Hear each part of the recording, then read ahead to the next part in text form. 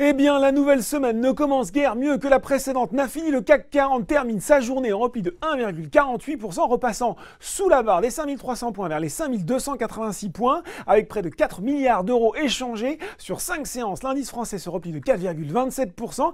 Il est encore sonné par la chute de Wall Street vendredi. Souvenez-vous, moins 2,54% pour le Dow Jones, plus forte baisse depuis juin 2016, en cause notamment la remontée des taux longs sur fond de bonne tenue de l'emploi américain, d'accélération des salaires et de perspective de retour d'inflation, un phénomène qui inquiète les investisseurs. Aujourd'hui d'ailleurs, le Dow Jones reste mal orienté, cédant 0,2% à 17h30 vers les 25 463 points, alors que le Nasdaq résiste mieux, restant proche de son seuil d'équilibre vers les 7 247 points.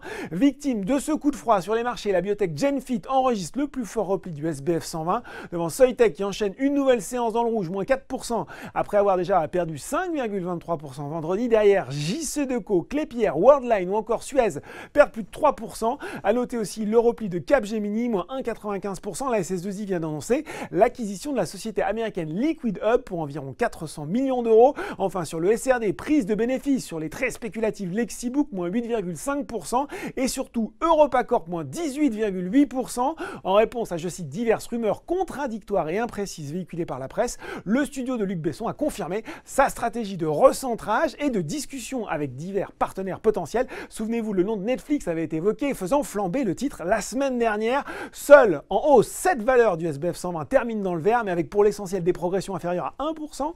Elles sont emmenées par ArcelorMittal, ST Micro et Accor. Big poursuit également son rebond après le profit warning la semaine dernière.